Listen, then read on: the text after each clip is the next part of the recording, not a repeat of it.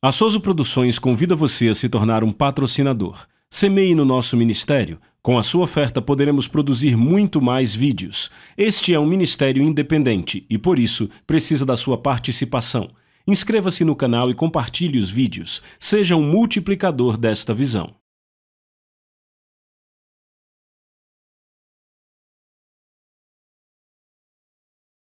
Os versículos usados nos vídeos que traduzimos nem sempre correspondem a versões em português. Muitas vezes precisamos traduzir do original em inglês para fazerem sentido no contexto do vídeo. Evangelho de Mateus, capítulo 16 e verso 19. E eu darei a vocês as chaves do reino dos céus, e tudo aquilo que amarrarem na terra será amarrado nos céus. Tudo aquilo que soltarem na terra será solto no céu. Agora, a propósito... Se você ler em traduções diferentes, eles têm um pequeno problema com esse verso. No entanto, eu não vejo nenhum problema, porque o que é importante, eu penso, é que se trata do poder, da autoridade que é dada à igreja. Eu penso que isso é o que é importante. Mas, deixa eu explicar. Nos dê, por favor, o mesmo verso na versão amplificada. Eu quero que vocês vejam que é um pouco diferente. E eu darei a vocês as chaves do reino dos céus, e tudo aquilo que vocês amarrarem, declarando ser impróprio e ilegal na terra, deve ser o que já está amarrado nos céus, e tudo aquilo que soltarem ou declararem legal na terra deve ser o que já está solto nos céus. Vocês notaram a mudança na linguagem? Deve ser o que já está. Pegaram? Então, eu não vejo razão para isso, porque, estudando isso, a linguagem, a área de ênfase não é forte. O argumento não é forte. Então, na verdade, não precisa ser mudado. Porque, vamos analisar. Se amplificada está certa, então tudo o que você declarar ser impróprio ou ilegal, ok? Ou tudo que amarrarmos na terra deve ser o que já está amarrado nos céus. Essas coisas que você quer amarrar na terra não existem no céu. E mesmo que tentem dizer que o que você deve amarrar, ou proibir, ou declarar ilegal na terra, deve ser o que já está amarrado, ou declarado ilegal no céu, então outra vez... isso automaticamente nos rouba autoridade, porque o que está dizendo é... sabe, não faz sentido nenhum, de verdade, porque você está tentando dizer devemos ir atrás do que Deus diz que é ilegal na terra. Se já é ilegal, se Deus já disse isso, já é assim de toda forma, então qual o problema? Para que declararmos ilegal se Deus já declarou? Não estamos fazendo nada novo. Ou seja, apenas ecoamos as suas leis. Então eu não acho que este é o ponto. Eu acho que Deus fala de autoridade aqui. Eu acho que Jesus está dizendo que se você declarar algo desta ou daquela forma, o céu apoia as suas palavras. É disso que ele está falando. Ele diz que tudo que declararmos, que seja desta ou daquela forma, o céu pega junto conosco. Glória a Deus. E não é apenas o contexto desta declaração, em particular de Jesus, não está falando sobre leis e impedir que coisas aconteçam. Eu acho que está muito claro que ele está lidando com forças espirituais, porque ele falou sobre a igreja versus as forças das trevas, os portões do inferno. Então... o que eu encontro aí é que ele mostra a Pedro imediatamente que nós temos poder sobre as forças espirituais satânicas das trevas. Ele diz, eu edificarei minha igreja e as portas do inferno não prevalecerão contra ela, e eu darei a vocês as chaves do reino dos céus.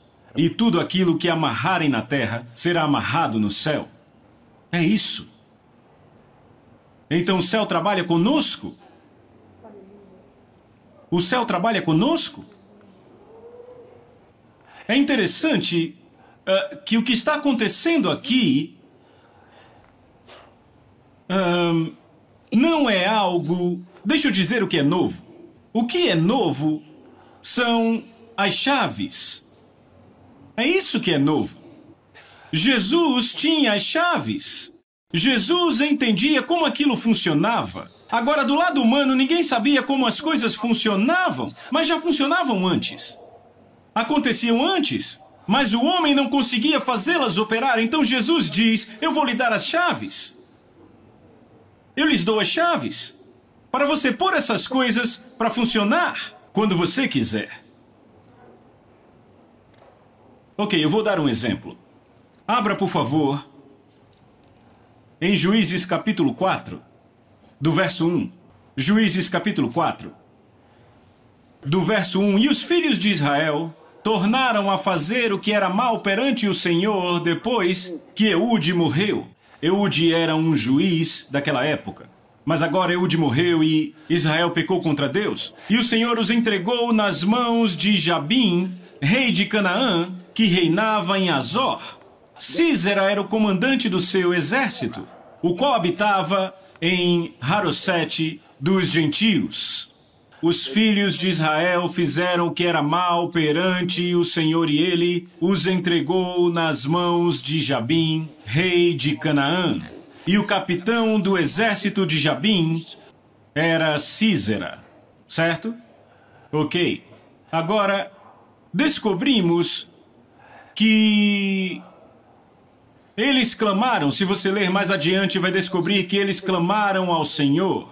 Os filhos de Israel clamaram ao Senhor por causa do duro cativeiro que estavam sofrendo há 20 anos. 20 longos anos. Jabim com seu capitão Sísera oprimia o povo. Vejam o verso 3. Verso 3. Clamaram os filhos de Israel ao Senhor, porquanto Jabim tinha 900 carros de ferro e por 20 anos oprimia duramente os filhos de Israel. Por 20 anos clamaram ao Senhor. E finalmente o Senhor falou a Débora. Débora julgava Israel naquela época, ela era profetisa. E o Senhor disse a ela, agora entregue a palavra, Israel será liberto. Então vá para... Não, deixa eu resumir isso e levar você para outra passagem. O que aconteceu foi que ela chamou um homem chamado Baraque e disse, o Senhor vai libertar Israel pela sua mão e ele vai entregar Sísera na sua mão. Sísera era um grande general.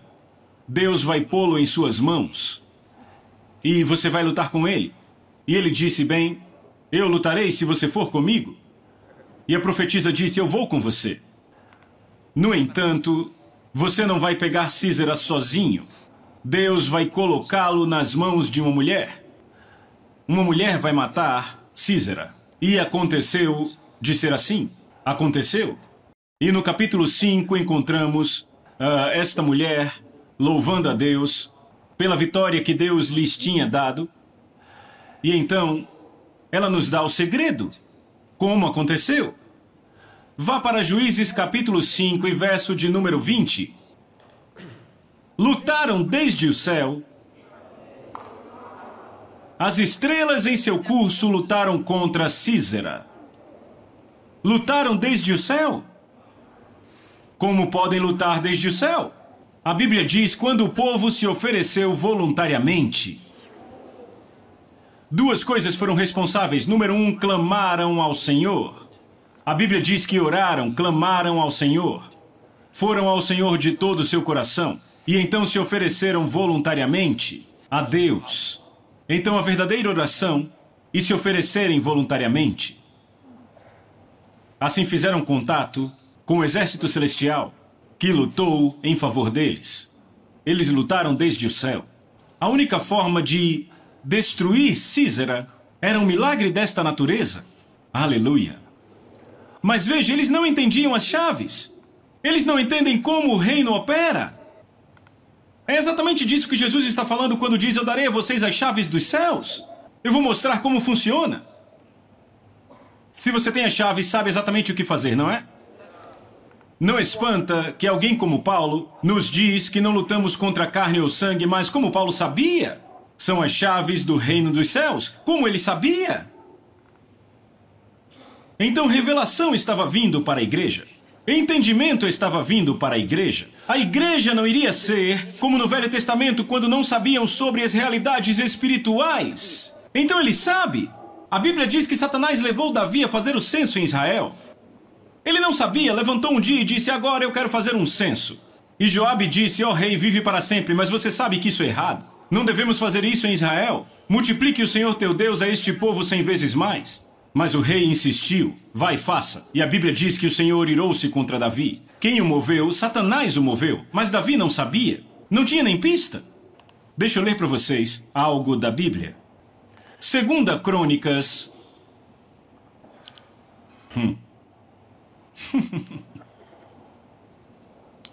2 Crônicas, capítulo número 18. Eu estou pensando com que verso eu vou começar, porque é uma longa história. Vamos pegar do verso 16 e ver se fica confortável.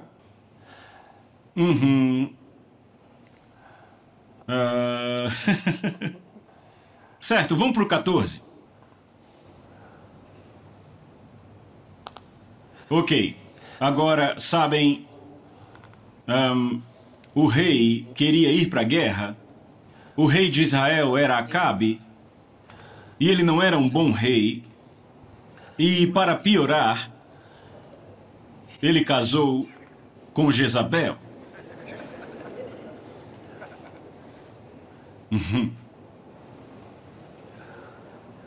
E Acabe queria ir para a guerra e pediu ao rei de Judá, que tinha se tornado seu amigo, para ir com ele. E o rei de Judá era um bom homem, Josafá. E vamos ler. Bem, antes disso, quando ele disse: vamos à guerra, o rei de Judá disse: bem, está bem, seu povo é como o meu povo, seus cavalos são meus cavalos, as nossas carruagens são as mesmas, então vai parecer apenas um exército, então realmente vamos juntos contra Ramote Gileade. Então, ele disse: então vamos. Josafá disse: podemos consultar o Senhor? E todos os profetas de Deus vamos perguntar. Ele disse: eu tenho centenas deles. E ele trouxe todos os profetas. A propósito, eles não eram falsos profetas, eram os profetas de Deus mais os profetas de Jezabel. Então todos vieram, e a Bíblia diz que todos profetizaram. Vão e o Senhor dará a vocês vitória. Mas Josafá não estava convencido. Ele disse: sabe, sendo filho de Deus, você tem essa intuição? Ele disse: eu estou feliz por todos esses profetas, mas será que não existe outro profeta, fora esses que podemos ouvir? Acabe disse: eu tenho um que é ruinzinho. Ele nunca profetiza nada de bom sobre mim. E o rei de Judá disse: não deixe que seja assim, vamos chamá-lo e vamos ouvir dele também. Então o chamaram. Ok, voltem para o verso 14. E vindo ele ao rei, seu nome era Micaías. E vindo ele ao rei, o rei lhe disse: Micaías, iremos a Ramote Gileade à guerra ou deixarei de ir? E ele disse: sobe e triunfarás, e serão entregues em vossas mãos. Agora, deixa eu lembrar a vocês, antes de ele vir, o mensageiro que foi chamá-lo quando o rei disse: vá chamar Micaías, o mensageiro disse a ele: veja, não vai estragar tudo. Ele disse: todos os profetas já estão lá, e todos eles já falaram bem sobre o rei que deve ir para a guerra. Então não vem dizer outra coisa. Por favor, diga a coisa certa, diga a eles que está tudo ok. Micaías disse, eu vou dizer o que o Senhor me disser para falar. Ok, vamos. Quando ele chegou lá, e o rei disse, Micaías, devemos ir ou não devemos ir? Ele disse, vão!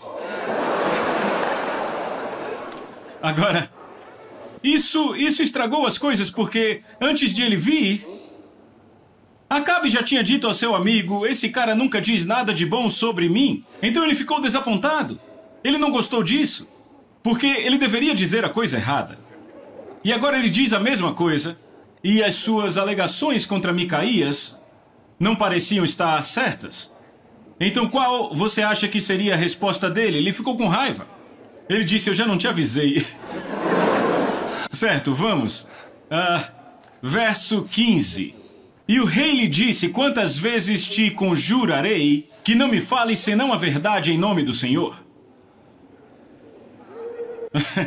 Então ele disse, eu vi todo Israel disperso pelos montes como ovelhas, que não têm pastor. E disse o Senhor, estes não têm dono. Imaginem, aí está o rei, e Deus diz, estes não têm dono. Torne cada um em paz para a sua casa. Próximo verso. E o rei de Israel disse a Josafá, eu não te disse que ele não profetiza nada bom para mim, só mal?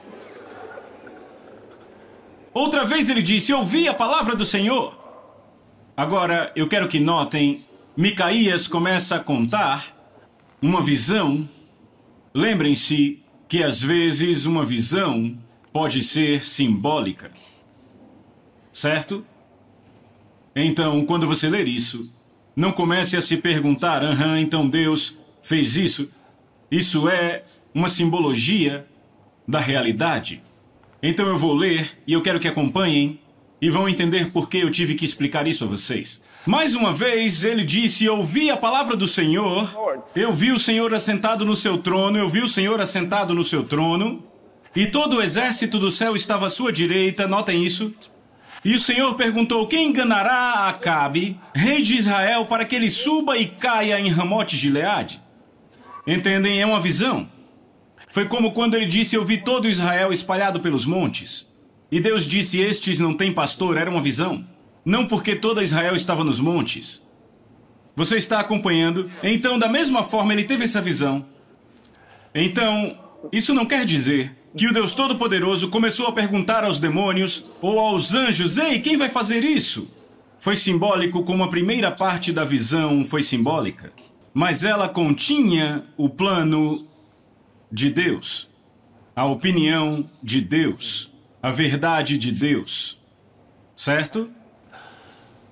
Então, ele diz, perguntou o Senhor, quem enganará Acabe, o rei de Israel, para que suba e caia em Ramote-Gileade? E um dizia desta maneira e o outro dizia de outra maneira. Então saiu um espírito, notem, o exército do céu reunido perante o Senhor. Então saiu um espírito. Lembrem, no livro de Jó, nos é dito que os anjos do Senhor se reuniram perante ele e Satanás estava entre eles. Certo?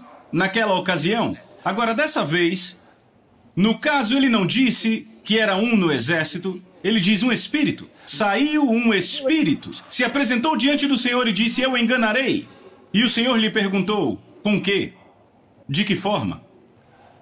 E ele disse, sairei e serei um espírito mentiroso na boca de todos os seus profetas. E o Senhor disse, tu enganarás e ainda prevalecerás, sai e faze-o assim. Próximo verso. Agora, eis...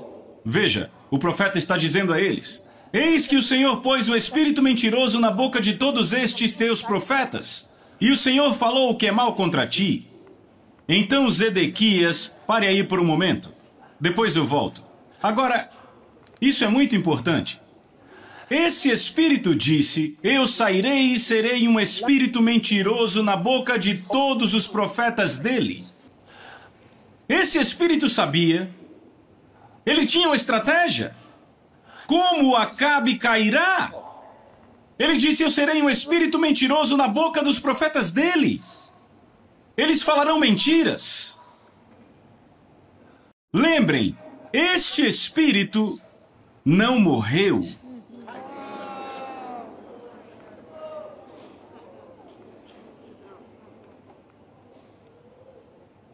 E por quê? O que ele fez funcionou, há outros espíritos fazendo o mesmo. Veja, este é um espírito mentiroso.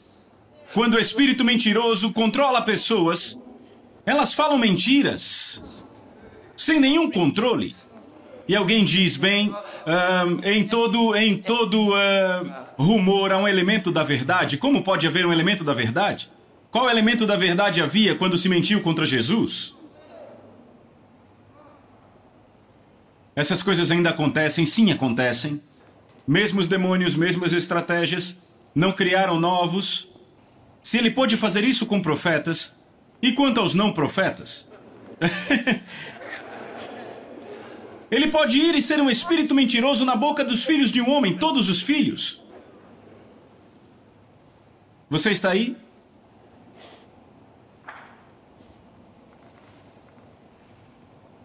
Deixa eu mostrar outra coisa. Vamos voltar a isso, ainda não acabamos. Apocalipse capítulo 16, a partir do verso 13. Apocalipse 16, a partir do 13.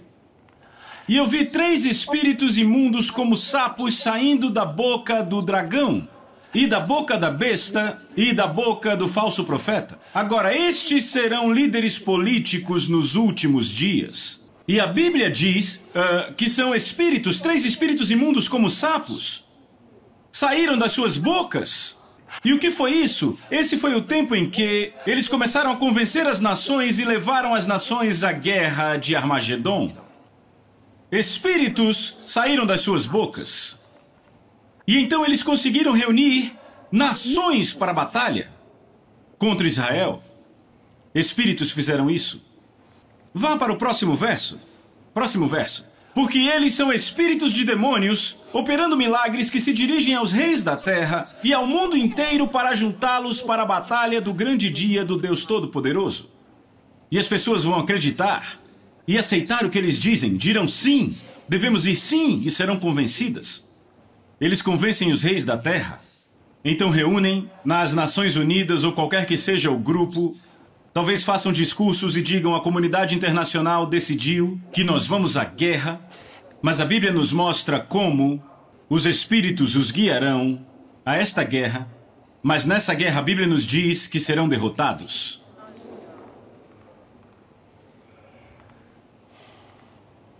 Você está aqui? Deixa eu ler algo aqui na Bíblia. 1 João capítulo 4. Vamos ler do verso 1. Amados, não acreditem em qualquer espírito. Não acreditem em qualquer espírito, mas provem os espíritos para ver se procedem de Deus. Porque muitos profetas têm saído por todo o mundo. Ele diz: não acredite em qualquer espírito. Provem os espíritos. Não acredite em qualquer espírito. Agora, lembrem-se que o contexto e as verdades reveladas nem sempre estão juntos. Ou, por assim dizer, não estão completos. Às vezes, há mais verdades reveladas do que no contexto. Então, entenda, quando o homem permanece no seu contexto, pode revelar outras verdades. O que eu estou dizendo? Esse escritor tem um contexto para a sua apresentação. Ele está lidando com falsos profetas. O espírito do anticristo, que saiu pelo mundo. Mas ele revela outras verdades à medida que ele continua, assim como eu tenho um assunto que estou tratando, e no processo eu falei de várias outras coisas que não estão necessariamente no assunto. Veem? Então eu revelei mais informação do que o assunto específico de que estou tratando. É isso que acontece aqui. Ele diz: não acredite em qualquer espírito, mas provem os espíritos para ver se são de Deus. E ele diz: porque muitos falsos profetas saíram pelo mundo. Isso não quer dizer que todos os falsos espíritos de que ele fala são espíritos proféticos. Então não diga: muito bem, ele está falando sobre falsos profetas. Este é o assunto, esse é o contexto, mas ele está dizendo a você que há outros espíritos. Então, quer você esteja tendo uma discussão na mesa de jantar, num restaurante, na escola, no escritório, ele diz: não acredite em qualquer espírito, prove os espíritos. Prove os espíritos. Prove os espíritos. Próximo verso. Ele diz: nisto reconheceis o Espírito de Deus, e é assim que se reconhece todo o espírito. Oh, isso é maravilhoso. Todo espírito que confessa que Jesus Cristo veio em carne é de Deus. Você sabe do que ele está falando aqui? Ele está falando da consistência, certo? Com Cristo, Cristo na carne.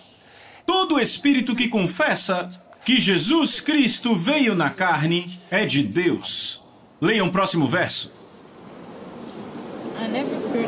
E todo espírito que não confessa a Jesus não procede de Deus. Pelo contrário, este é o espírito do anticristo, a respeito do qual tendes ouvido que vem e presentemente já está no mundo. Agora, vamos voltar para o verso 2. Nisto reconheceis o Espírito de Deus, todo espírito que confessa que Jesus Cristo veio na carne é de Deus. Agora, se você analisar essa passagem com cuidado, porque às vezes as pessoas pensam que ele está falando sobre de perguntar ao Espírito. Quando eu era um cristão bebê, era isso que eu pensava. Quando eu expulsava demônios, eu pensava que talvez o Espírito... eu perguntava: você confessa que Jesus Cristo veio na carne? Certo? Porque é isso que você pensa. Todo espírito que confessa que Jesus Cristo veio na carne é de Deus. Então perguntamos: Jesus veio na carne? Ok, próximo. E todo espírito que não confessa que Jesus Cristo veio na carne não é de Deus. E esse é aquele espírito do anticristo, do qual ouvir diz que deveria vir e agora mesmo já está no mundo. Ele está falando sobre a consistência com Cristo vindo na carne. Vem aquele espírito, todo espírito que faz, sabe, fazer confissão e dar graças, andar em consistência com, são esses três que são colocados nessa única palavra. Nessa única palavra. Há uma consistência. Se você está falando comigo, isso revela Jesus Cristo vindo na carne. Isso promove, como ele diz, fazemos confissão, damos graças. Em Hebreus capítulo 13, no versículo 15, fazendo confissão, sabe, dando graças ao nome dele, certo? Quer dizer que estamos dizendo palavras que promovem, louvam Jesus Cristo. Então, se eu estou falando sobre Jesus, estou dizendo palavras para a glória dele, coisas que são consistentes com a glória dele, eu estou fazendo confissões. Agora, isso é diferente de apenas pegar passagens e, como se diz, falar a mesma coisa em consentimento. Estão acompanhando? É a mesma palavra, o mesmo verbo, que se refere a duas coisas diferentes. Vá para Hebreus capítulo 13, verso 15. Por meio dele ofereçamos sacrifício de louvor a Deus continuamente, que é o fruto dos nossos lábios, dando graças ao seu nome. Foi disso que falei. Quando ele diz dando graças, na verdade quer dizer fazendo confissão. Então é a mesma palavra. Quer dizer fazer confissão ao seu nome. Mas aqui, ele simplifica e diz dando graças ao seu nome. Então, pensamos que é só dar graças, mas fazer confissões ao nome dele. Então dizemos palavras que vão louvar o nome dele. Vem, agora ele diz, todo espírito que não confessa que Jesus Cristo veio na carne, não é de Deus.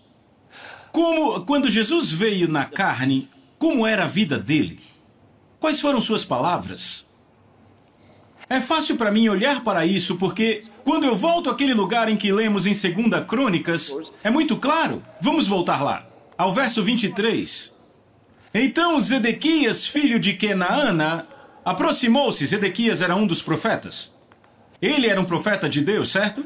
Ok, veja o que ele faz. Zedequias, filho de Kenaana, aproximou-se e deu uma bofetada em Micaías e disse: por onde saiu o Espírito do Senhor para falar a ti? Algo como: de onde? De onde saiu o Espírito Santo de mim para falar para você? Ira! Ele respondeu com ira. Então ele está nos dizendo como saber quando somos movidos pelo Espírito de Deus e quando não somos movidos pelo Espírito de Deus. Zedequias, obviamente, não foi movido pelo Espírito de Deus. A única vez que Jesus respondeu a alguém em ira tinha a ver com o abuso que faziam da casa do seu pai. Nunca alguma coisa que dizia respeito a ele mesmo. Não importa o que diziam a Jesus, não importa o que diziam sobre ele nunca respondia com ira. Nunca.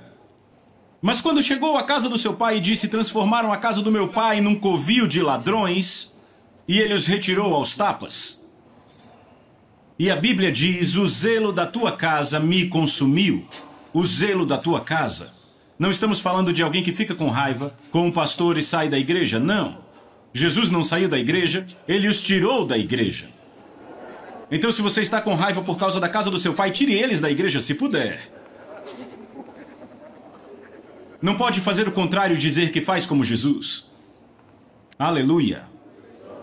Zedequias o esbofeteou, ele acertou Micaías no rosto e disse: por onde o Espírito de Deus passou de mim para você? Para falar a você?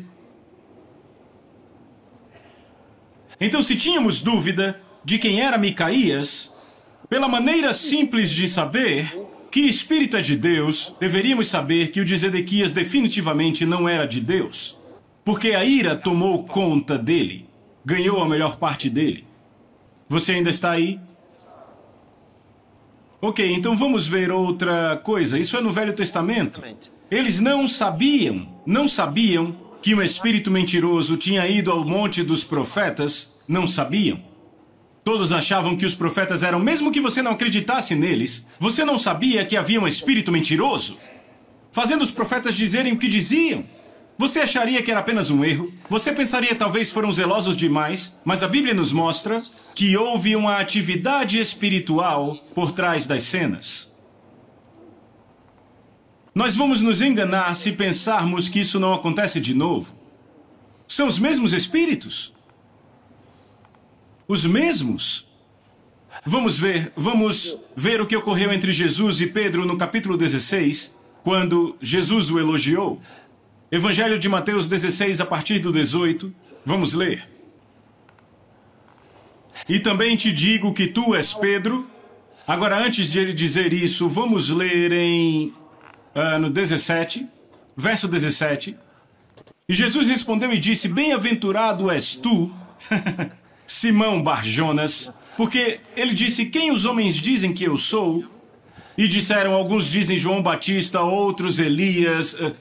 Quem vocês dizem que eu sou? E Pedro disse: tu és Cristo, filho do Deus vivo. E Jesus disse: oh, bem-aventurado és tu, Simão Bar-Jonas, pois, quer dizer, Simão, filho de Jonas, pois carne e sangue não revelaram isso a ti, mas o meu Pai que está no céu. Então, Pedro teve uma revelação, não é maravilhoso?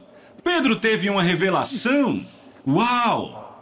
De quem? De Deus. Imaginem Jesus testemunhando que esse grande Pedro teve uma revelação do Deus Todo-Poderoso, certo? Verso 18. Então ele continua falando: eu também digo que tu és Pedro, e sobre essa rocha edificarei minha igreja, e as portas do inferno não prevalecerão contra ela. Verso 19. E eu te darei as chaves do reino dos céus, e tudo aquilo que amarrares na terra será amarrado no céu, e tudo aquilo que soltares na terra será solto no céu. Então ele advertiu aos discípulos de que a ninguém dissessem ser ele Jesus, o Cristo. Desde esse tempo, começou Jesus Cristo a mostrar a seus discípulos que lhe era necessário seguir a Jerusalém e sofrer muitas coisas dos anciãos, dos principais sacerdotes, escribas, e ser morto e ressuscitar no terceiro dia. Ele começou a contar a eles sobre isso. Próximo verso. Então, Pedro o tomou e começou a repreendê-lo. Pedro pegou Jesus. Será que ele está se achando agora? Depois que Deus revelou algo a ele. Então ele pegou Jesus de lado. Vem. Então Pedro o tomou e disse: como você diz isso? Como faz confissões negativas? Sabe, ele tinha dado a mensagem sobre ser positivo. Como você pode confessar diante das pessoas coisas negativas? Dizendo que vai morrer, que vai ser morto. Como diz isso? Tem compaixão de ti, Senhor? Isso nunca acontecerá a você.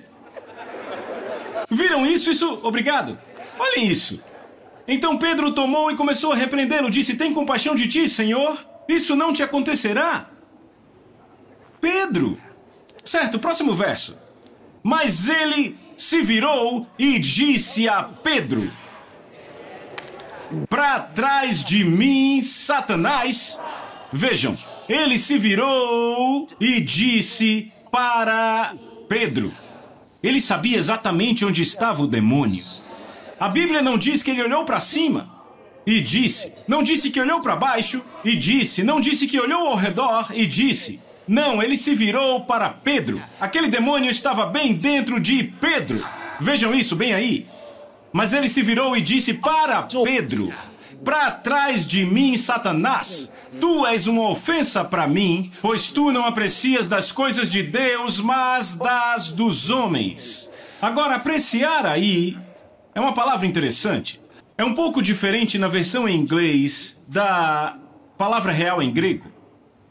Ok? A palavra no grego significa que você não se importa das coisas que são de Deus, não está interessado nas coisas que são de Deus, mas nas coisas dos homens. Mas a versão em inglês diz: você não se apetece pelas coisas que são de Deus, mas são as coisas dos homens que adoçam a sua boca. Vê isso? E ele o repreendeu. Mas aqui é o que é interessante. Pedro não sabia que Satanás estava falando com ele através dele. Ele apenas achou que era uma boa ideia. Mas prove os espíritos. Ele achou que era uma boa ideia. Ele achou que era uma boa ideia. Jesus não achou. Jesus disse que era Satanás. E dessa vez, Pedro não tinha chaves. João nos deu uma dessas chaves do reino. Ele diz: aqui está. É assim que você reconhece o Espírito de Deus. É uma das chaves do reino dos céus. Como João sabia? Porque as chaves nos foram dadas. Podemos saber agora. Eles não sabiam no Velho Testamento. Eles não sabiam quando o diabo aparecia. Pedro nem sabia que o diabo estava falando através dele. Agora podemos saber. Temos as chaves. Agora podemos saber. Agora podemos. Isso não quer dizer que sempre sabemos. Se sempre soubéssemos, ele não diria como saber. Ele está dizendo como saber para nós mesmos aplicarmos as chaves. E não sermos enganados. Você pode ficar pensando, você quer fazer algo, pensando. É isso que sabe, a ideia vem, você pensando. Sujeite seus pensamentos ao Espírito Santo. Sujeite seus pensamentos à palavra de Deus. Prove os espíritos. Não seja arrastado na sua mente. A Bíblia diz, a cobiça, quando é concebida, diz que o homem é tentado quando é arrastado pela sua própria cobiça e enganado. Você pode estar cobiçando algo novo. Pode estar cobiçando qualquer coisa em qualquer lugar, qualquer pessoa, qualquer coisa. Ele diz: você é arrastado pela sua própria cobiça e enganado. O que Deus disse àquele espírito, ele disse: você os enganará. Foi o que ele disse. Ele disse: você prevalecerá em enganá-lo. Então sim, você o enganará. Vai e faça. Arrastado. Ele cobiçava ter Ramote Gileade. Ele disse: Ramote Gileade na verdade nos pertence e deixamos na mão desse povo. Vamos lutar e tomá-la de volta. E Josafá disse: muito bem. Ele tinha cobiça por aquilo. Agora, um homem é arrastado pela sua própria cobiça. E o inimigo veio e o acomodou e o enganou. Foi bem sucedido? Estou pensando. Aquela guerra em que você quer lutar, Deus disse para você ir. Vá lá, comece a lutar. Você luta numa luta em que Deus não está envolvido. E você é derrotado. Você ainda está aí. Ok? Ok? Você e seu irmão em Cristo lutando nessa guerra, algo está errado. Algo está errado. Por que você não desiste imediatamente? Não, temos que lutar! Não lute. Nem tente. Não tente. Se você acha que é forte para resolver, vá para o seu pastor presidente, pelo menos alguém que está acima de você, e fale do assunto. O que ele disser para fazer, faça. Se ele disser deixe, deixe. Não diga eu vou deixar, eu sempre tenho que deixar. Por que deveria deixar? Toda vez o juízo vem contra mim, eu não entendo. Deixe passar. Não deixe que isso seja o seu Ramote Gileade. Eu nunca vou brigar com alguém por terra ou propriedades. Nunca farei isso. Se você ouviu que eu estou lutando com alguém, eu não luto com ninguém. Não. Não lute com ninguém por nada, especialmente seus irmãos, em Cristo. Aleluia.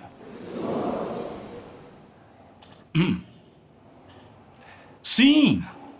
Ok. Então seguiremos a partir daqui. Oh, glória a Deus, louve ao Senhor. A Soso Produções convida você a se tornar um patrocinador. Semeie no nosso ministério. Com a sua oferta poderemos produzir muito mais vídeos. Este é um ministério independente e, por isso, precisa da sua participação.